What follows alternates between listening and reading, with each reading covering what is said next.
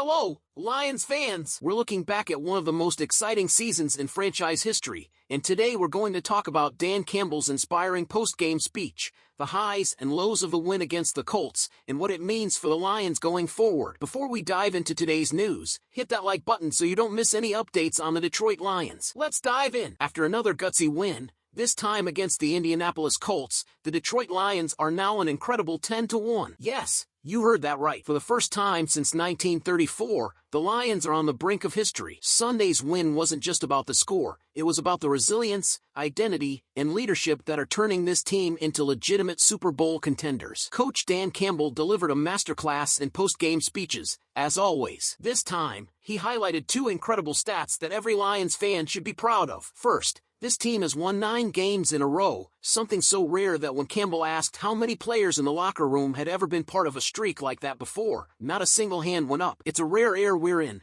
Campbell said. "We're doing something special," which we knew we would. But he didn't stop there. Campbell also emphasized the Lions' new dominance on the road. Let's rewind a bit. In his first season as head coach, the Lions didn't win a single road game, finishing the season 0-8-1 away from Ford Field. Fast forward to now, and this team has won 16 of its last 21 road games. That transformation is nothing short of remarkable, and it's earned this group the nickname the Road Warriors. Just imagine what this team could do if it holds onto home field advantage throughout the playoffs. Now, let's talk about the winners and losers from Sunday's game. The Lions' defense stole the show, allowing just 6 points and going 10 straight quarters without conceding a touchdown. This is the kind of defensive dominance that wins championships. On the offensive side, while it wasn't the flashiest performance, the team did enough to secure the win. Among the winners, linebacker Jack Campbell had a standout game. Replacing Alex Anzalone, Campbell led the team with 9 tackles and showed why he's been a key part of this defense. Defensive tackle Alan McNeil was another game-changer, constantly disrupting the Colts' backfield and shutting down running back Jonathan Taylor. And let's not forget wide receiver Tim Patrick, who came into his own with Khalif Raymond going down. Patrick's 4 catches for 55 yards were crucial, and he could see an even bigger role going forward. But it wasn't all perfect. Brian Branch, who has been one of the NFL's best safeties this year, had an off day, missing 3 tackles and committing a costly penalty. Cornerback Kendall Vilder also struggled, becoming a clear target for the Colts offense. These are issues worth keeping an eye on, especially as injuries continue to deplete the secondary. So, Lions fans, here's the big question. What does all of this mean for the team going forward? At 10-1, the Lions control their destiny. If they can beat the Bears next week, they'll be 11-1 for the first time in franchise history. But it's not just about the record, it's about maintaining the intensity, focus and adaptability that got them this far. Dan Campbell has built something special. His vision and leadership have created a culture where every player knows their role and executes it with passion. Even when the Lions aren't at their best, they're finding ways to win,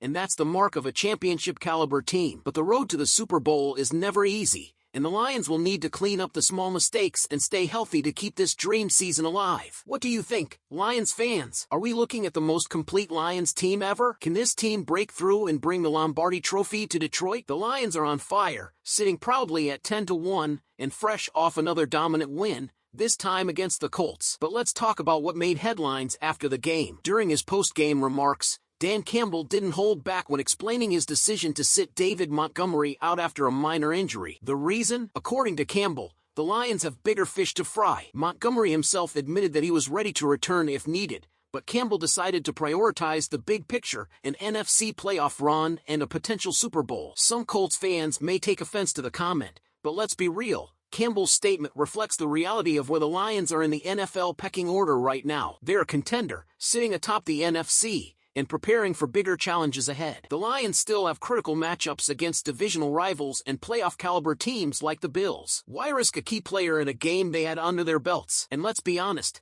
the outcome of the game bolstered Campbell's confidence. The Lions never really broke a sweat in their 21-6 win, making it clear that the Colts were just another obstacle on their march to January football. For Colts fans, Campbell's comment may sting, but it's a wake-up call. Detroit came in as a powerhouse, and Indianapolis, they have some catching up to do. Now let's switch gears and talk about something that has haunted Lions fans for years: Thanksgiving. For all the progress this team has made, there's still one glaring drought to overcome: winning on Thanksgiving. The Lions haven't had a Thanksgiving win since 2016. Quarterback Jared Goff knows how much this game means to Detroit. Obviously, the turnaround was incredible, and we're excited, but by no means are we satisfied. We have this Thanksgiving thing where we haven't won in a while, and that's something we want to change, Goff said this week. This year's Thanksgiving game isn't just about tradition, it's a crucial NFC North matchup against the Chicago Bears. At 4-7, the Bears may not look like a significant threat, but as Dan Campbell reminded us, divisional games always carry extra weight. With the Lions on a 9-game winning streak and eyeing a historic season,